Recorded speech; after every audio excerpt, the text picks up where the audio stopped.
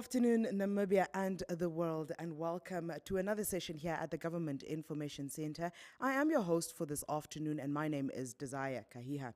Today, we're looking at our Tvet institutions, their registration processes, their workings, their efforts, and all else that is in between. And we've got a healthy representation with gentlemen having availed their times to come and help us to divulge this particular topic. I would like to start off by introducing Mr. Ralph Bissell, and he is the Executive Director for the Namibia Institute of Mining and Technology. Good afternoon, sir. Good afternoon. Thank you for hosting me. We also have Mr. Eude Kambuta, and he is the Vice Chairperson for the Associations of Technical and Vocational Education Training Institutions in Namibia. Thank you for being with us, sir. Thank you. Good afternoon, Namibia, and thank you for having me. And we have Mr. Indongo, who's the Manager for Research and Planning at the Namibia Training Authority. Good afternoon, Mr. Indongo. The viewers, and I'm happy to be back. We are also happy to have you back. And last but definitely not least, we have Mr. Kenneth Munyanya, and he is the Acting Supervisor for Administration and Student Support Services at NamWater Human Resource Development Center. Good afternoon, sir. Good afternoon, and good afternoon countrywide. And as we said, we're looking at various institutions and their workings and so on, but we have not really had the HRDC on our platforms, and thus we would really want Mr. Munyanya to just give us a brief rundown on the mandates for the HRDC. Thank you once more again. HRDC is actually training institute for NamWater. It was brought about by an act of government. The mandate purpose was that we focus on the courses that brings about value to NamWater itself in terms of our operations as the company at large. So that's where we are focusing, and then we extend out now to get other programs to cover the public as well. Okay, okay. Yes. It's good to know. We learn something new every single day. I don't think people are really familiar with your existence, not so many, with some of the questions that we had posed to some people. But as I say, our platforms are here to educate and enlighten people, make them aware of what's available out there to us as a nation. Moving on, I'd like to then just have a quick reminder or a refresher from all the institutions here on the various admission requirements at your respective institutions, and kindly also just give us a few examples of trades that are offered and the durations thereof. Mr. Bissell, maybe we can begin with you. Right, yes, thank you once again. The Namibia Institute of Mining and Technology that I represent here, we have 12 trades at the institution.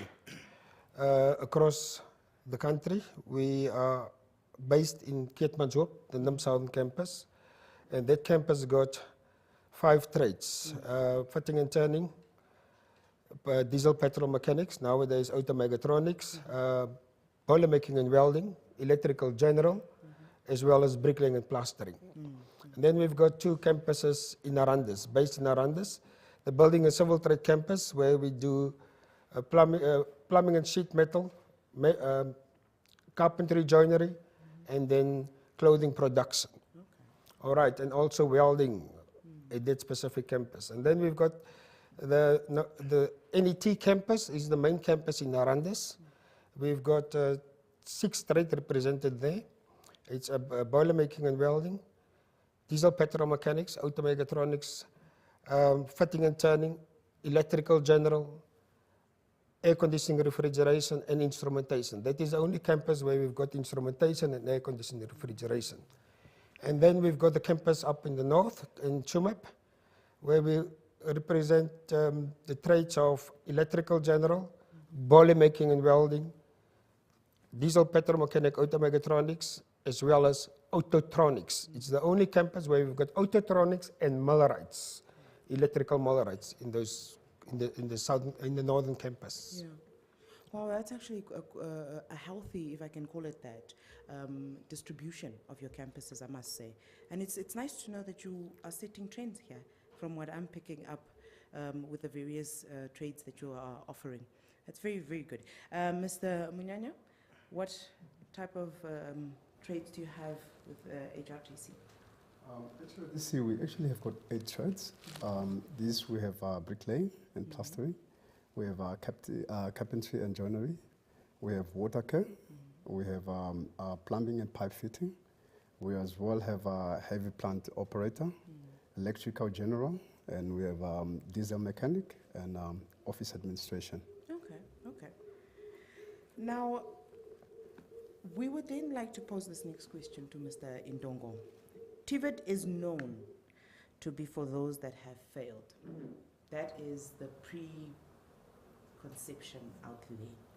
Now we want to find out from you, as captains of industry, what are some of the actions that you've taken to demystify these myths and or to make Tvet fashionable? Thank you very much for the question.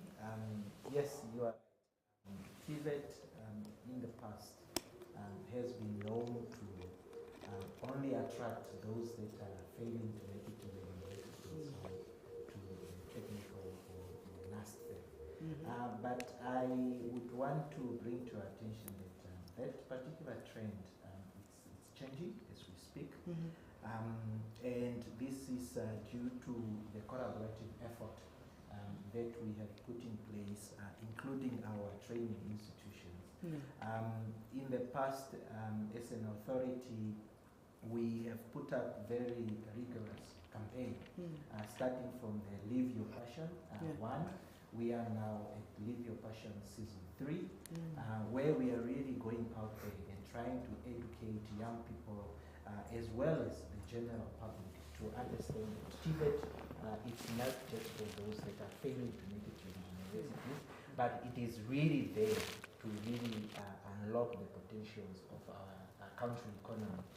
You would also agree with me that even the world skills that we did last year in Swakopmund, it's part and parcels of that education campaign to ensure that our people change their mind when it comes to Tvet.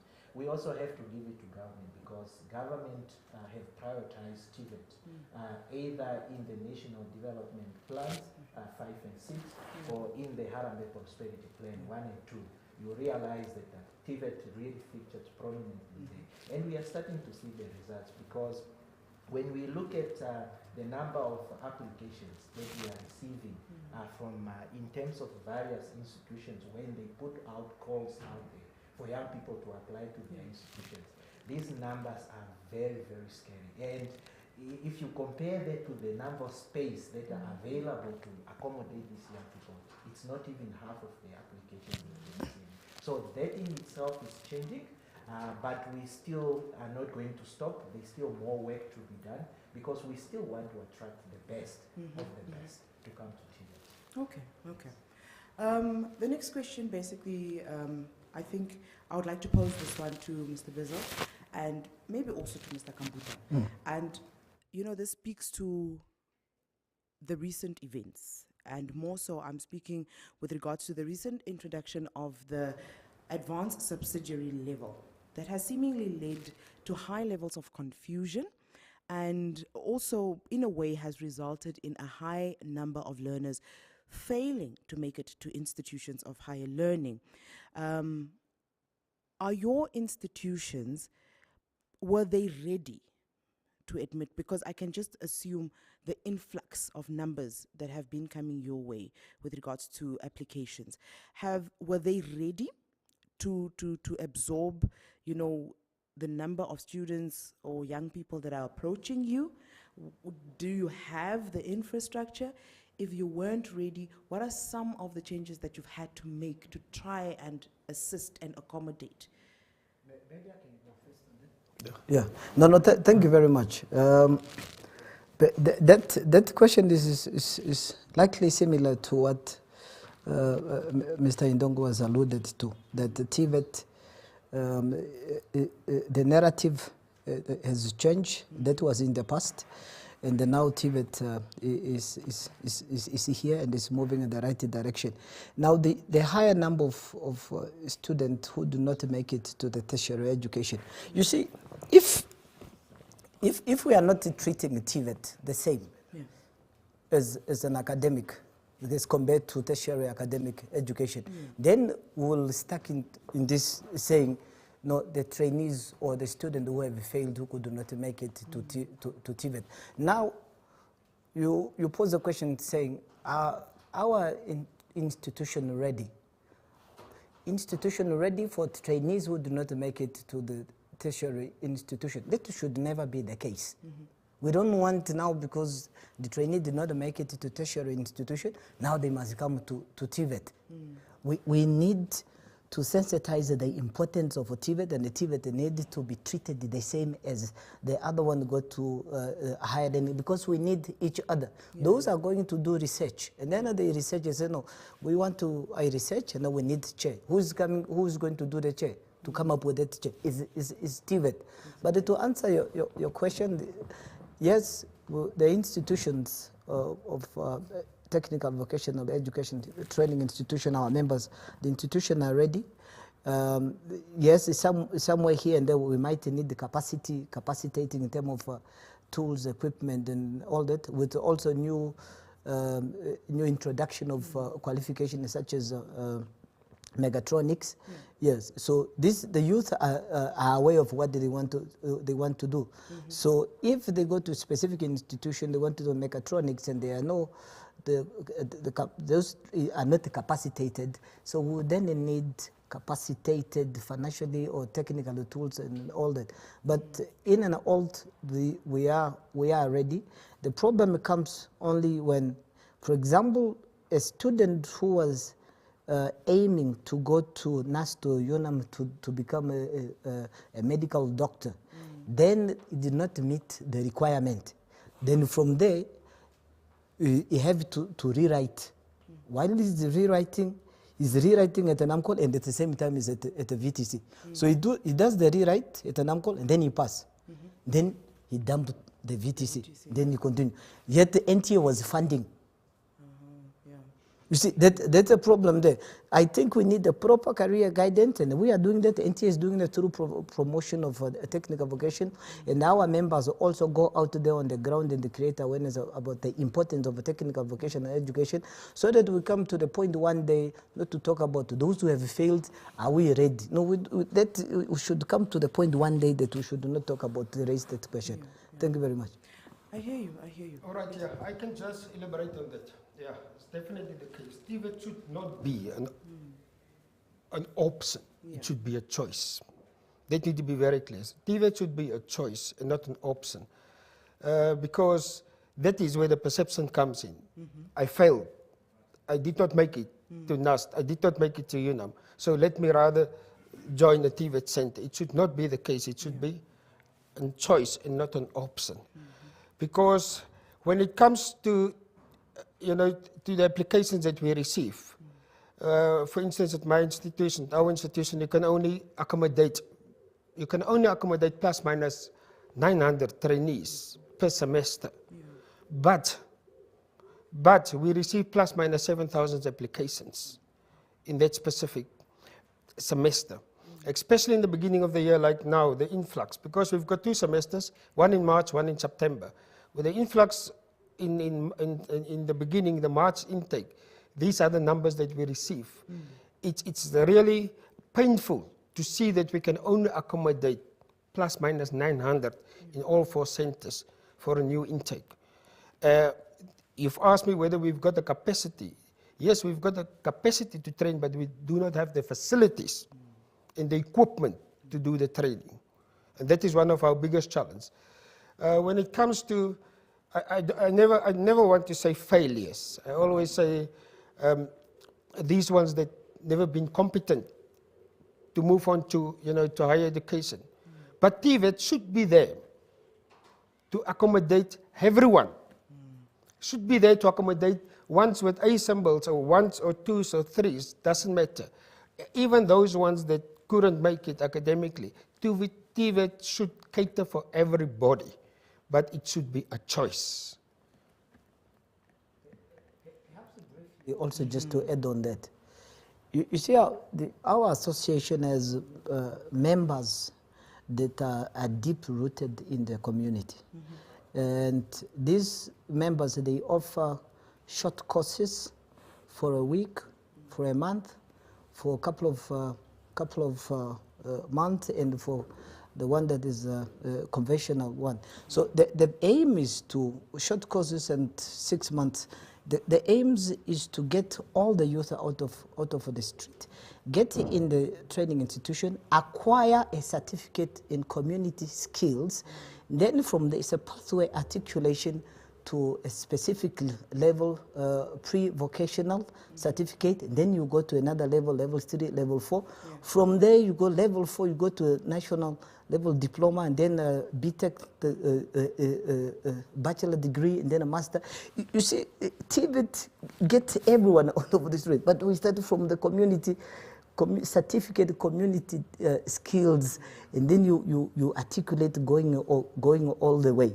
Yeah, I just wanted to, I thought it was important also just to yeah. Yeah.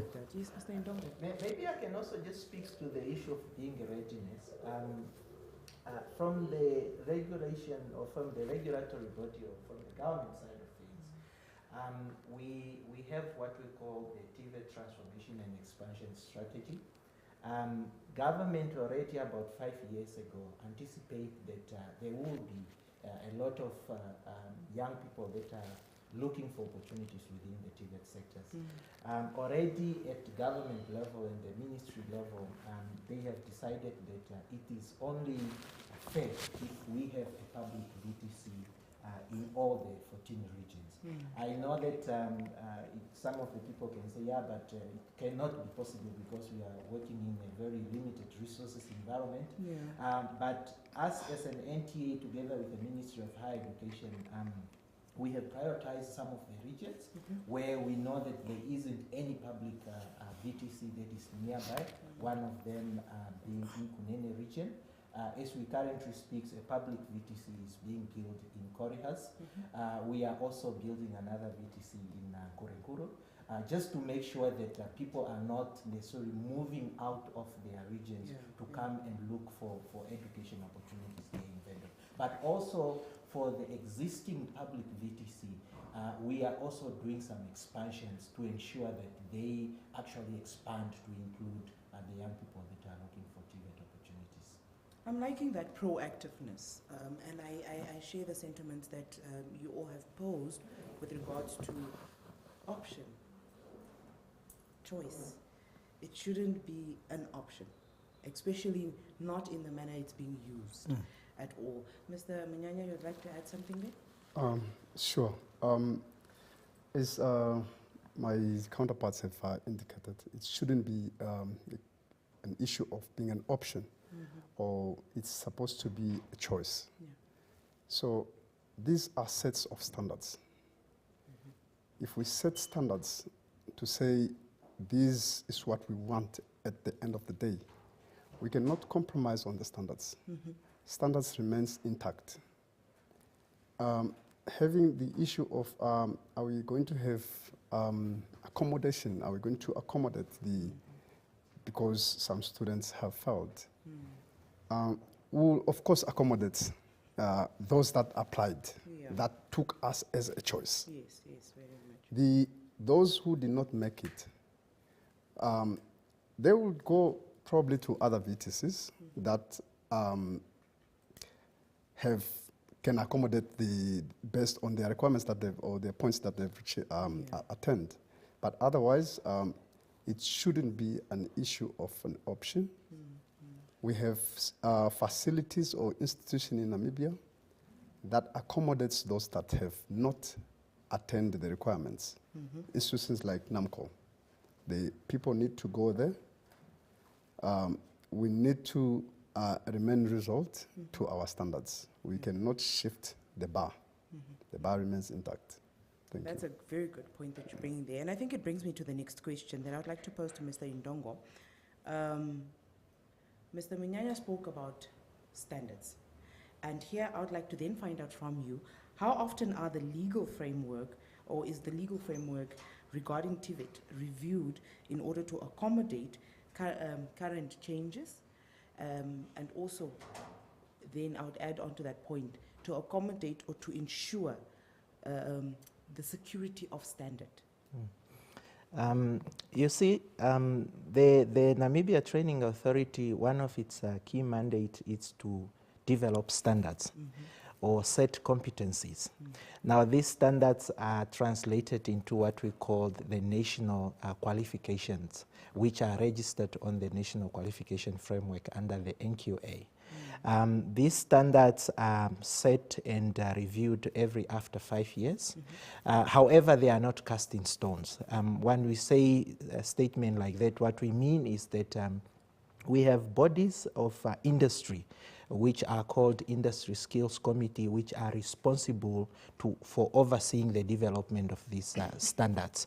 And what this body does, they are industry people, and whenever there is a huge change in the industry and realize that whatever is being taught in the Tvet institution does no longer meet the standards of the industry, then those bodies then immediately convene and then they review these standards. So in all, because of the planning and the resources and all that, every standard should be reviewed after 5 years, but should there be a need for us to actually review immediately, there are provisions for us to actually do that. And then this process of reviewing these standards then also goes back to the training institutions. They go to the country nationwide to ensure that everybody give in the input in these particular standards.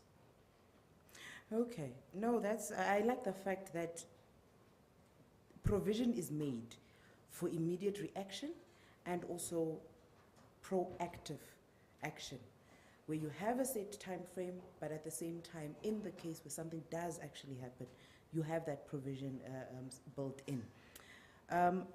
Over the years, we would like then to find out from you as industry captains, what are some of the actions that you've had to take at your various institutions and associations and authorities and so on to ensure that Tvet is accessible and equitable to the Namibian youth? And also, are there some scholarships that are available to these students from your institutions and other organizations that you might be aware of? Mr. Bezo? All right, yes, of course, when it comes to the institution, definitely not. Because at this moment in time, all of us in Tvet, we are struggling when it comes to, equip ourselves and stay on par with the development in the industry, especially the electronic fields. So I don't know of any of the institutions that provide scholarships in the Tvet sector. But yes, of course, there are companies providing scholarships, to trainees to join an institution. There are companies, although they are very limited. And especially after the implementation of the levy, the training levy, the companies withdraw to support us in training institutions, to sponsor or make available the bursaries or the loans or anything to assist the young Namibians to get into institutions. But, of course, we can do better. They can do better as industry, because industry get the end product that's been supported by government. 90% of these trainees that are going through the institution are supported by government, and the industry get them for free, so to call, after being trained. So I believe industry can step up and support more, in the specific institutions. As I said, the biggest excuse nowadays is we are contributing to the 1% levy, training levy, and that is the reason why we cannot support trainees any further in the institutions. But that perception needs to change. We've got so many companies, coming from outside and start their own companies here, and we do not receive that support in that sense of even in training our even our staff members, because that is also needed. If industry come up with a new idea, they should also come forth and say, yes, you as training providers, can you please join us because we've got a new idea, we've got a new system in place. Can you join us so that you can be on par with what we implement in industry? Very true. And Mr. Kamputa, as you add on to that, I'd like to then also just add the next question so that, because it's in line with what Mr. Bezel just spoke about right now. And this speaks to the public outcry of having a standardized funding formula for Tvet to try and also maybe remedy some of these issues. What measures have been put in place to remedy them and create or allow for that standardization, if there are any actions or activities towards that? Yeah, I echo with my brother from NIMT. You see, you cannot have a situation where 100% of the fees at a training institution is covered by the training level from NTA. Our members of our association, there are no students or trainees that their fees are covered by business companies in this country. And that it cannot be, because now the companies are saying we're already paying the training levy. What is 1% of the gross annual turnover that you are paying? They are big conglomerate company in this country. Those companies that have been existing before the independence of this country, and they have made a lot of money, and they don't come in and say, okay, NIMT, this year for the next 3 years we want to fund 30 trainees at your institution. We're all just feeding in one pool, and that pool it can be saturated sometime. So we are saying at our association, we are saying we would like at least something must change in this country. Company must come in. Even our own black companies, they do receiving tenders from the government. Do they have a policy on social responsibility where they focus on the youth? I think perhaps the procurement board on the tenders must also change to say some of the requirement should be that have you been assisting youth? How many youth have you been assisting in the last 3 or 4 years? Then we can give you a tender, apart from other requirement, so that, or perhaps we can also introduce to say, if there any company that is assisting the youth, then there should be tax rebate or something like that. Because the training levy itself is not enough. You have a trainee like at our institution, and this year we have plus minus 300 something trainees that would like to pursue careers in hospitality. When you write to our colleagues at the NTA, it says, there is no money. Then these youth are going back in the street. You write it to this company, they don't even write it back to you. At the end of the day, the tender is there in the newspaper. They apply, they got tender. I think the government should also look at it. This is what the other countries are doing. Yeah, thank you very much. Yeah. Mr. Indongo, would you like to add on to that? Yes, on the issue of enhancing accessibility, I'm not going to talk about the funding now because that is coming. But what we are doing and what we are saying is that as an authority, we try to diversify in terms of different courses or different standards that are registered on the framework. As we currently speak, there are over 100 courses that are registered on the Namibian framework, qualification framework, sitting with NQA. And in those, there are over excess of 1,000 unit standards that are available to be trained by the training institution. So we believe that if training institution can diversify into different courses, then that can also attract some of the young people that we are seeing that are not being attracted to Tvet. The second thing that we are doing is also to say we're moving away from the traditional conventional training method, which is just your student have to come to school, they have to register with you, they have to sit in class. We are now talking about the introduction of apprenticeship. even though apprenticeship has been there, and NIMT can attest that they have been doing apprenticeship, what we comes in is that we want to formalize it. We come in and formalize it and attach a bit of incentives to it, so that those that don't necessarily have time to go and be full-time students, they can go through an apprenticeship program. We have so many people that are already in companies that have been working for companies for many years, but they don't have any qualifications. Why don't we take them into the apprenticeship program? Lastly, or the third stream is that we're talking about the RPL. People have that already acquired skills for many, many years.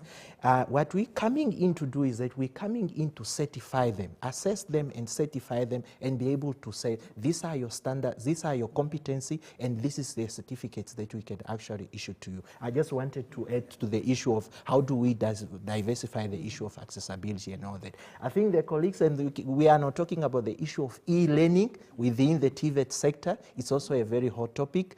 We have been at different debates how it can be done, but when we benchmark in other countries, e-learning is very possible within the Tvet sectors. There are virtual platform where young people can be sitting at their homes, they can learn how to overhaul an engine, they can do it on the computer, and when they go to an institution, it's a matter of just practice, and then that in itself free up some space at the institution for other students to actually be there and access education. Very good approach, very good approach.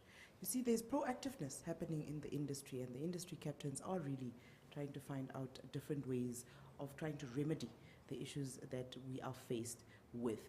But with the question of accessibility and equitability, Mr. Munyanya, you earlier alluded to the fact that HRDC initially was for the focus of NAM water, but you have actually opened up more to try and accommodate and assist people from the public.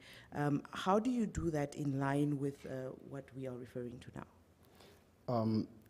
What we do is NAMWater from start is it was created, HRDC was created on the act of government to say we are going to look into our own employees, skills development. Okay. This is part earlier on when I was talking to Uncle Pusa there, skills development and RPO. It's just more of the same thing. It's just the wording that is changing. Yeah. We have employees that are not having qualification. So through the training center, these people they are upgrading their skills with the purpose of that at the end of the day, this person should have a qualification to their name via NTA. Now, not only have we done that, now when we have gotten to the public, when we've gotten open to the public, NAMWater has a social corporate responsibility. They do take in students for job attachment, basically for Tvet and into the academia, which is UNAM and NAST and IUM and so forth. Focus on the Tvet. These people, we have also from the Tvet, our trainees that are now artisans within NAMWater. So we are not just training, we are also employing because we entrust in our own product. Wow. And these are the people now that are giving us, making sure that we have consumable, clean water, potable water today. Wow, that's good. That is to add our main overhaul mandate, which is bulk water supply. Okay. Yes. Okay. Mr. Kamputa? If I can also just briefly add to the accessibility. Accessibility of education should not be compared to as in a marketing terminology where you have barriers. Someone produce a product and they cannot access the market because there are barriers there. That should not be the case. As in a Tvet, here mostly is funding, because promotion of a Tvet has been made vigorously, especially with NTA, live your passion, and we have seen great competent output of the trainees from the training institution. What are these guys are doing? They are on their own. And that is the advantage of of Tvet is to create entrepreneurship. Most of these guys are on their own. But because of the nature of the Tvet education system, which based on a competence-based education, which 80% of it is practical, that makes it so very expensive because of the tools and equipment that are at those places. So the youth comes there, they look at the tuition fees, and then boom, then there is no fund. They go out and they are willing to do it. Then there is no fund. At some point, the training levy kicked in. And there are a lot of various the occupational qualification that have to be covered based on the NDPs and the Vision 2030 that we need to do it, we need to achieve this. But now, those that are even, and the training levy mostly focuses on those marginalized and the previously disenfranchised youth.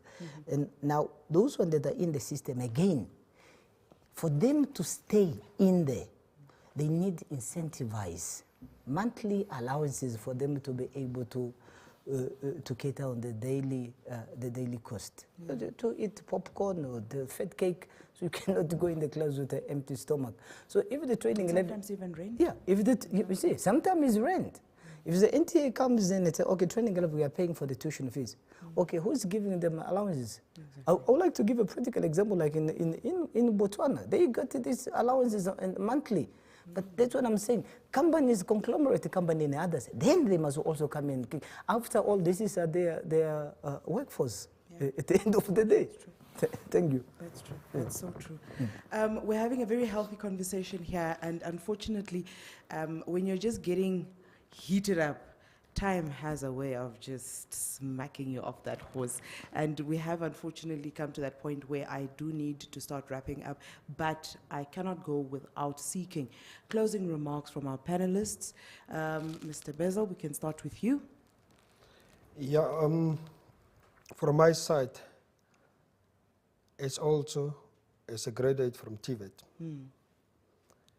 I believe our main focus in Tvet is to ensure that we provide a skilled, competent workforce to our country. Whoever wants to proceed to higher levels and got the abilities have to proceed to higher levels.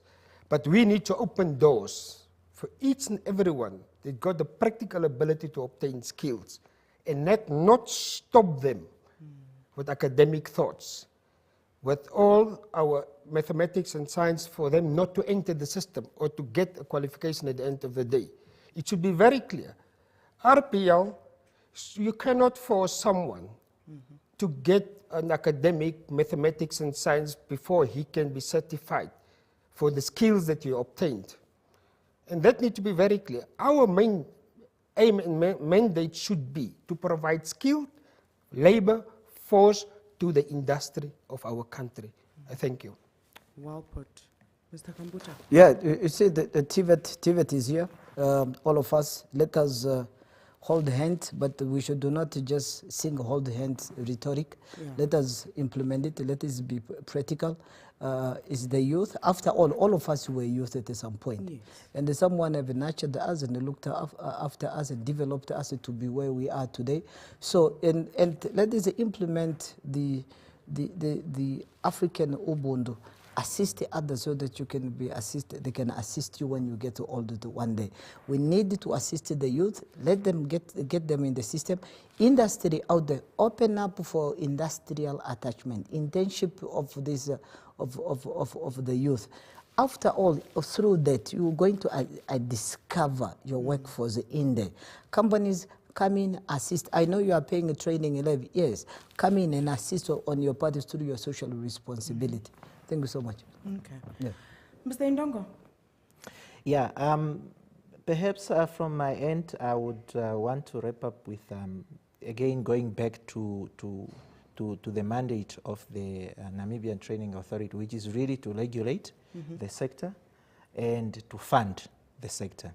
Now, on the arms of regulation is that we need to up our socks. We know that there are quite a number of training institutions that are out there that are not yet in our books.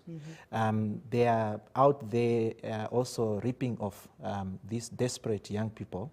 I think it was only last week it was reported one institution that disappeared with the fees of the young people. So as a regulator, we should never allow any institution to operate without having gone through proper channels. We know that our nation is desperate for education, our young people, particularly outside Windhoek. When you go to those smaller towns, you realize that the young people are really looking for educations and they just can't access education.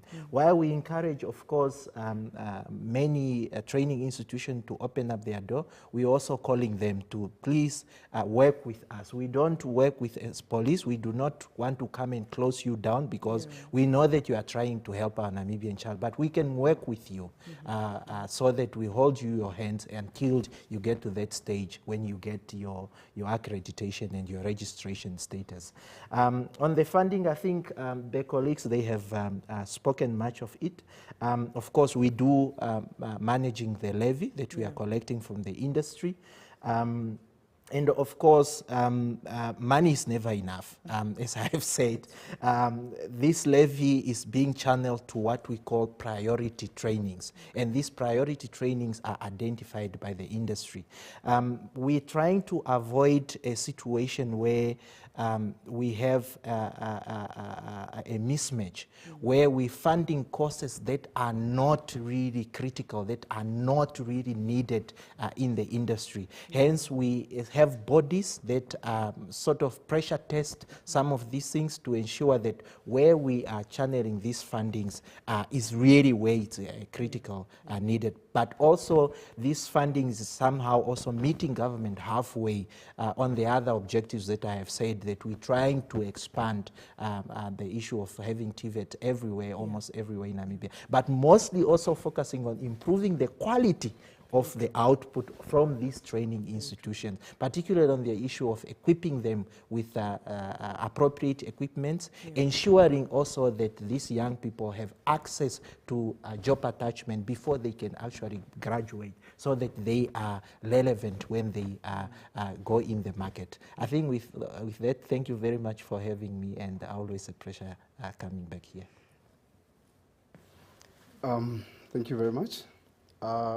I would speak with closure on the standards.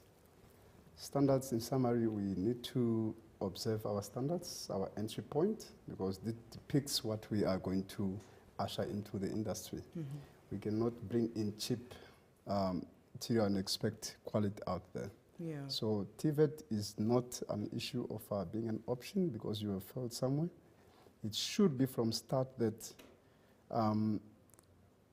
our institutions should team up with the Ministry of Higher Education, should team up with our NTA as a regulatory body to go out there, do career fairs, speak to these young lads and children to understand that you need to pass very well to also get into Tvet. That is on the standards. The other thing is on the finances. Tvet is actually very expensive. We did some cost calculation in the last quarter. It was actually very expensive. So that's where we have a description on the issue of standardizing fees. You cannot do that.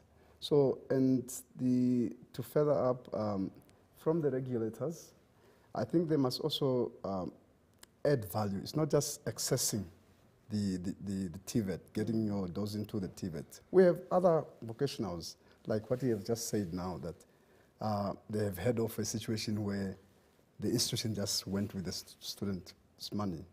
So they will just take any other, because NTA will pay. But at the end of the day, we should also, NTA now should also look at scouting, based maybe per region. Let's move away. We have office administration. everyone now has that. It's overpopulated. Can we bring up, maybe the regulator could now bring up something that is totally different? They just focus and say, okay, we are going to pilot this at Namota, HRDC, or at NIMT, or wheresoever. Something that is totally different. They focus on that. That is going to be totally different from the plumbing. It's production-wise. We lack that in the country. We lack manufacturing in the country. So everybody is on level 3, and that's it. The last point is, as Tvet, we are all under Ministry of Higher Education with other institutions. So we need to team up, because the challenge that they have found out, the regulators, NTA and both NQA, is that the qualification of the training instructor. So we need to find a way, because you find that the instructor has to leave his job, probably cannot get leave. They have to go to SA and to South Africa to go do N6. But N6 that is going to be done in South Africa, it's just theory. So our institutions here, NAST and UNAM, can sit and develop a qualification with the regulator. That is going to be, if we are going to say it's N6 electrical general, it's strictly practical components. So the instructors don't have to leave their work and go to South Africa. They can just further here and do that. So I thank you for hosting me. Thank you very much. No, thank you, all of you, for really, as I said earlier on, availing your time to help us look into this. Because earlier on we did mention the fact that there's that myth or preconceived perception of what Tvet is. I like the fact that it was made very clear. It should be a choice, not an option. It should be respected as all others are respected, and for it to actually assist where it's supposed to assist, looking at how it is functioning. Ubuntu, you know, the holding of hands has to come into play, so that the recommendations that are made from the industry captains that are really trying to make this machine move forward at the right pace for the right purpose actually do get to do that.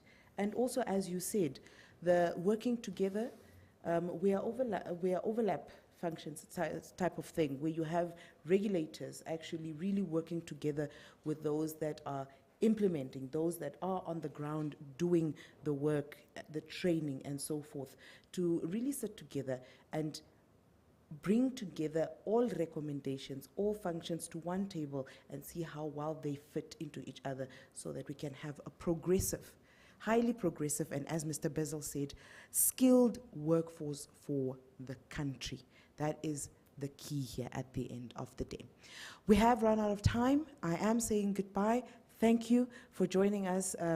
That is to our panelists, as well as you, our viewer, for actually being with us in these conversations that we have here. From myself, Desire Kahia, and my production crew, bye-bye.